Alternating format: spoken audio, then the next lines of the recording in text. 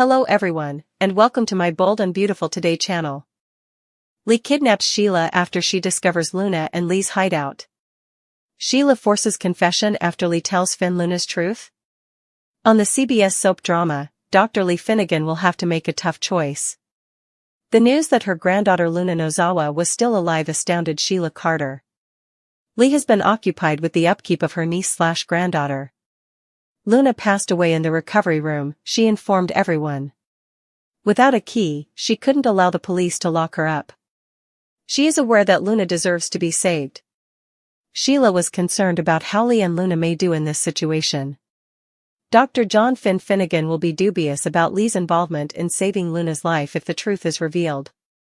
Lee is forced to come clean by Sheila. According to spoilers for The Bold and the Beautiful, Sheila insists that Lee tell Finn the truth.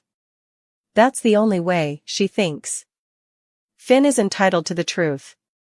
It has been difficult for Finn to deal with the loss of his daughter. Steffy Forrester was frightened by Luna. Had it not been for Liam, Luna may have shot Steffy, Spencer. Sheila even frames her mother, Penelope Poppy Nozawa, for the killings, reminding Lee of the men Luna killed. Lil knows in her heart that Sheila is correct. When Luna pointed the gun at her grandmother's foot, she even attempted to harm her, causing her to lose another toe. According to previews on The Bold and the Beautiful, Lee consents to give Finn an update about Luna. She agreed that it must be done even if she doesn't look forward to their conversation. As they wish for the best for their granddaughter, Luna, Sheila pledged to support Lee. Finn discovers the reality. Lee contacts Finn to discuss Luna, as promised. To see his daughter for himself, she might invite him to the flat that has been converted into a hospital room. Lee tells her son that she was unable to ignore Luna's life. Lee felt obliged to teach the young woman the true meaning of love because Poppy was a bad mother to her. Finn looks frightened at an unconscious Luna. He is unable to describe it. He is glad Luna is still alive and has the potential to heal. However, what she did to Steffy was unacceptable. Steffy will never be able to forgive her and accept her into their family. Lee needs to consider her alternatives. Luna is aware that she needs to turn her in once she is well. It's highly likely that Finn would if she didn't. He refused to let Luna wander the streets and endanger Steffy's life. Shin is dead if Luna is still alive. Because of Lee Finnegan, Sheila Carter will be happy that her granddaughter Luna Nozawa is still alive. Unfortunately, the only person in Los Angeles who will be pleased that Luna escaped death is Sheila. Will Luna Nozawa's resurrection ruin her marriage to her biological father? Read on to find out. Below are spoilers for what will happen next on Bold and Beautiful. Finn receives startling news. By feigning Luna Nozawa's death, Dr. Lee Finnegan made the startling choice to take her home from the hospital, conceal her from the authorities, and nurture her back to health. According to promos for this week's episode of the CBS serial opera, Sheila will be overjoyed to locate Luna. Her father, Dr. John Finnegan, however, would not share her sentiments. Viewers of The Bold and the Beautiful were astounded by Finn's lack of emotion after losing his daughter. In fact, the good doctor appeared to be happy that she was no longer involved. Finn had never been threatened by Luna, but she would eventually destroy his marriage to Steffy Forrester. Steffy warned Finn that she would dissolve their marriage if he didn't distance himself from his insane daughter Luna.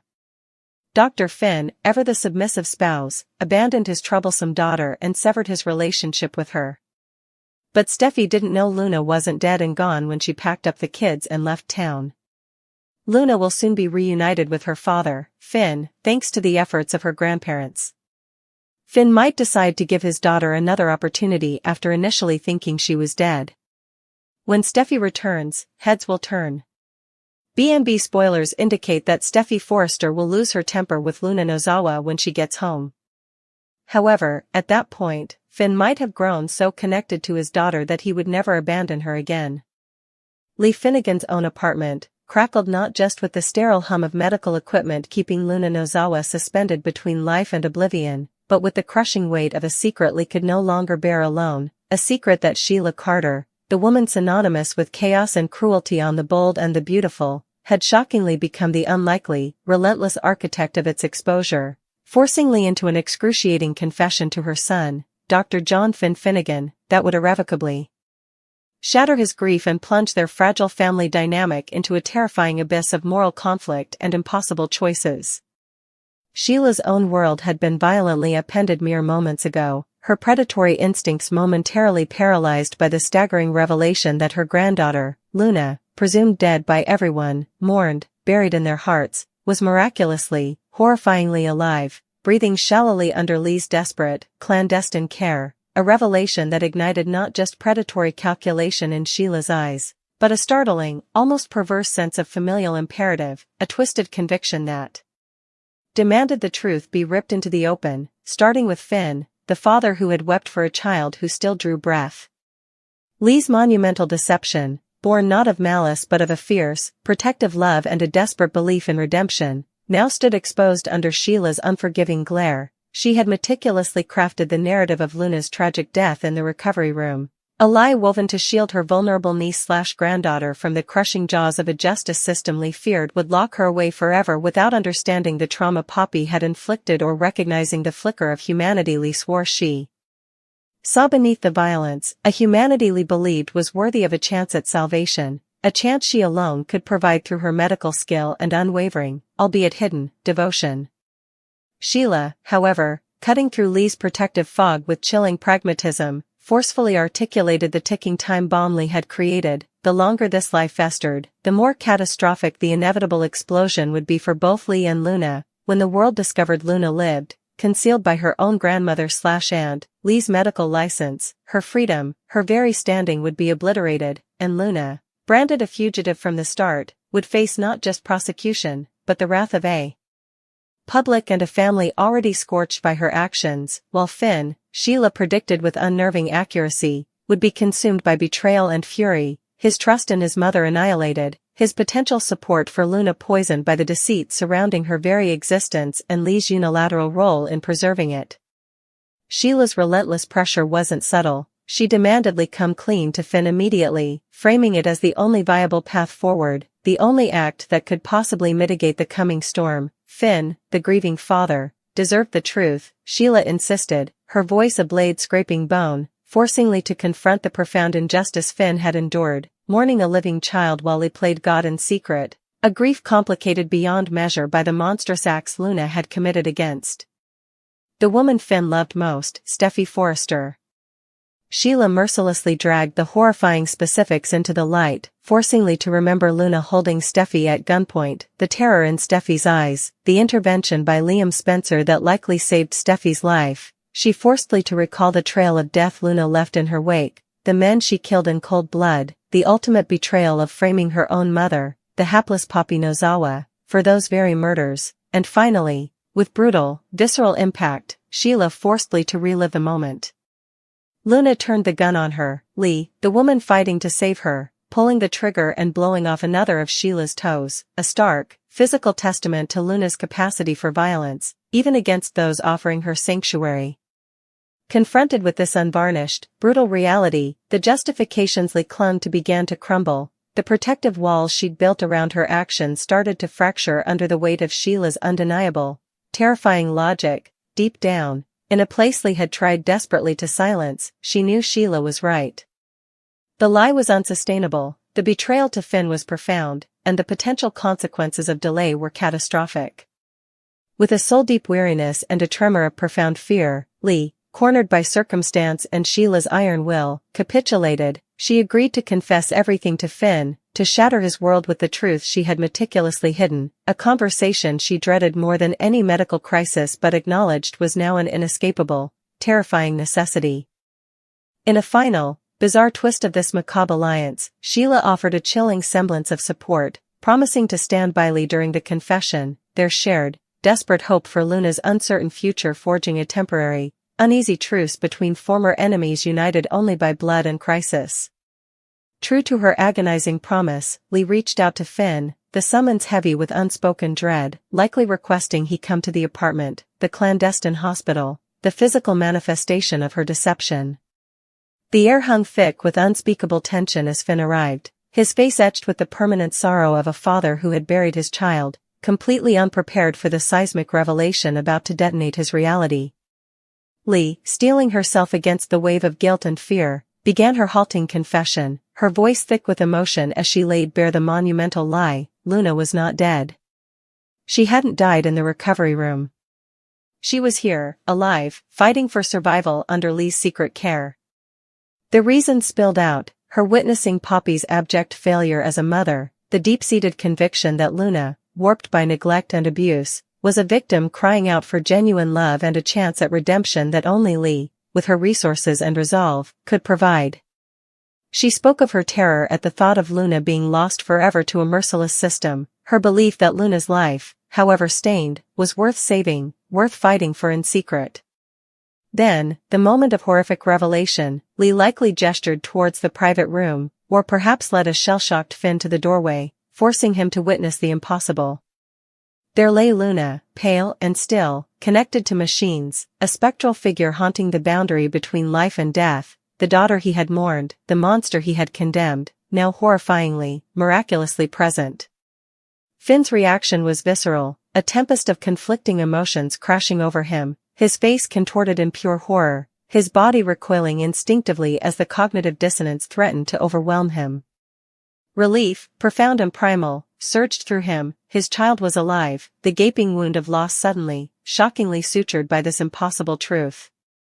But this relief was instantly poisoned, drowned in a flood of rage and revulsion as the memories of Luna's actions assaulted him, the terror she inflicted on Steffi, the gun pointed at his wife's heart, the knowledge that without Liam, Steffi might be dead, the cold-blooded murders she committed, the calculated framing of Poppy. The relief warred violently with the unforgivable reality of what Luna had done. Looking at her unconscious form, Finn couldn't reconcile the vulnerable patient with the ruthless predator. The potential for recovery warred with the absolute certainty that Steffi's trauma was too deep, her sense of safety too violated. There was no possibility Steffi would ever forgive Luna, no path where Luna could ever be welcomed into their family, into the life Finn had built. Luna's survival, instead of offering closure, presented an agonizing, impossible dilemma. Lee, witnessing the storm of agony and fury in her son's eyes, understood with chilling clarity that her own impossible choices were far from over. She now stood on a precipice, forced to weigh her desperate love for Luna and her belief in redemption against the harsh demands of justice and the safety of her own son's family. When, if, Luna recovered, Lee knew in her bones she would face the horrific decision of turning her beloved niece/granddaughter over to the authorities herself. The alternative, leaving Luna free, was unthinkable, for she knew with absolute certainty that Finn, driven by his love for Steffi and his own shattered sense of justice, would do it himself. He would never allow Steffi to live under the perpetual shadow of fear, wondering if Luna, the woman who had already tried to kill her, was walking free. Lee's confession, forced by Sheila, had not brought peace or resolution. It had merely exchanged the suffocating silence of a lie for the deafening roar of an impossible moral catastrophe, leaving a mother's love, a father's grief, a victim's safety, and a damaged young woman's fate hanging in agonizing, precarious balance.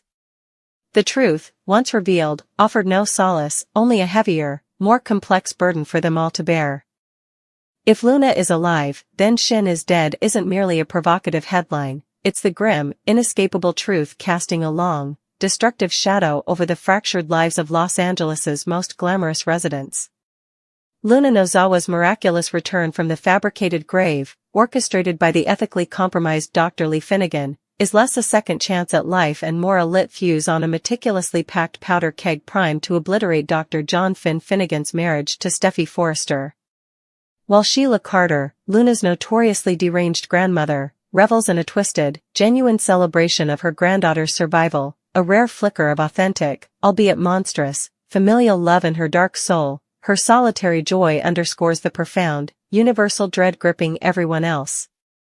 Luna's survival isn't a blessing, it's a catastrophic detonation waiting to happen, and its first and most devastating casualty will be the union of Shin, shattered irrevocably by the weight of Finn's past failures, Steffi's unyielding ultimatums, and the undeniable, inconvenient fact of Luna's beating heart.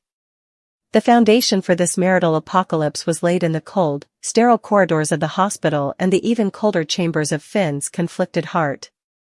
Viewers watched, aghast, as Finn processed the news of Luna's supposed death not with paternal devastation, but with a palpable, unsettling sense of relief.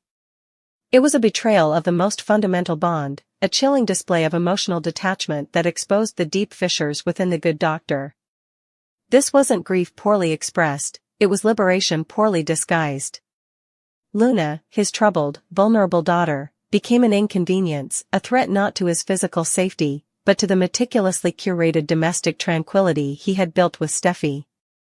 Steffi's ultimatum, delivered with the steely resolve of a woman protecting her children and her hard-won peace, was absolute: sever all ties with Luna, the living reminder of Sheila's poisonous legacy and Finn's complicated past, or lose his wife and the children who anchored his respectable life.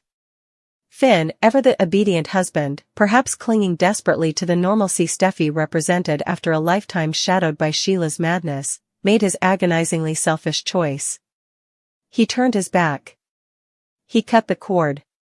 He chose Steffi and stability, leaving Luna adrift in a sea of abandonment, her perceived death offering him a macabre escape from paternal responsibility and marital strife. His callousness wasn't just shocking, it was the self-inflicted wound that guaranteed the eventual demise of his marriage when the truth emerged. Lee Finnegan's drastic, legally perilous decision, faking Luna's death, spiriting her away from the hospital, hiding her from authorities, and nursing her back to health, was born of desperation, a mother's fierce, if morally bankrupt, protective instinct against the perceived greater evil, Finn's abandonment and Steffi's rejection. Yet, this act of salvation is also the catalyst for annihilation. Sheila's jubilation upon discovering Luna alive is a grotesque counterpoint to the impending doom. Her happiness is genuine, a warped reflection of love that highlights the profound absence of it from Luna's own father. Sheila's joy, however, is a ticking clock.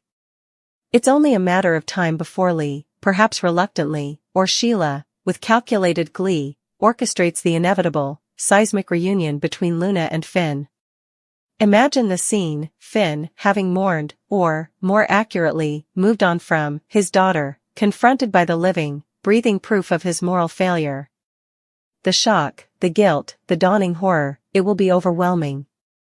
And herein lies the fatal crack in Shin's foundation, Finn's potential redemption. Believing Luna dead granted him a perverse absolution, facing her alive forces accountability. The guilt over his prior abandonment, compounded by the trauma of believing her lost forever only to find her returned, could trigger a profound, desperate change of heart. The daughter he discarded as too problematic might suddenly become the child he must protect, the relationship he must salvage to reclaim his own shattered sense of decency. He might vow, with fierce determination, never to fail her again. This is where the prophecy Shin is dead manifests with brutal inevitability. Steffi Forrester is not in Los Angeles. She removed herself and her children from the toxic fallout of Finn's connection to Sheila and Luna, seeking sanctuary and clarity. Crucially, she departed believing the Luna chapter was permanently, tragically closed. Her ultimatum was issued, and Finn complied, or so she thought. Her return, whenever it occurs, will be a collision course with a reality she explicitly forbade and believed impossible. The previews promise Steffi will blow her top, a volcanic eruption of betrayal, fury, and terror. She will see Luna's survival not as a miracle, but as the ultimate betrayal, by Lee for her deception, by Finn for his inevitable embrace of the daughter Steffi demanded he renounce, and by fate itself for resurrecting the very threat she fled. And the critical, marriage-killing element? By the time Steffi storms back, Finn may no longer be the obedient husband who readily sacrifices his child. The intervening weeks or months, filled with the raw intensity of reunion, overwhelming guilt, and a potential paternal awakening, could forge an unbreakable bond between Finn and Luna. He might finally find the courage Steffi's ultimatum crushed. He might stand before his wife, not with contrite submission, but with defiant resolve. Luna is his daughter, she needs him, and he will be there for her. He will refuse, absolutely, to turn his back again. This refusal isn't just disagreement, it's the shattering of the fundamental pact Steffi demanded. Her condition for the marriage was Luna's erasure. Luna's undeniable, tangible presence, coupled with Finn's refusal to deny her, renders the marriage untenable in Steffi's eyes. The title Shin is dead is thus a multifaceted death knell. It signifies the death of the illusion that Finn could ever fully sever his connection to his biological child, especially one resurrected from the dead through such dramatic means. It marks the death of Steffi's sense of security and control, obliterated by Luna's survival and Finn's potential defiance. Most profoundly, it heralds the death of the marriage itself, built precariously on the sacrifice of Luna and the suppression of Finn's paternal duty.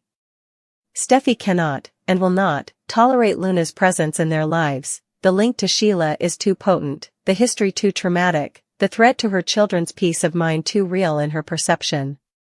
Finn, transformed by guilt, proximity, and the second chance Luna's survival represents, may find he cannot tolerate Steffi's ultimatum any longer. Luna's heartbeat is the drumbeat of divorce. Her breath is the wind fanning the flames of Steffi's rage. Her existence is the insurmountable obstacle. Sheila Carter's perverse celebration is thus the twisted requiem for Shin, for the survival of one granddaughter ensures the destruction of the union Finn once valued above all else, proving that in the high-stakes, emotionally incestuous world of Los Angeles, life, especially life resurrected through deceit, carries a price too steep for even the most seemingly solid love to bear. Luna's life sentence is Shin's death sentence.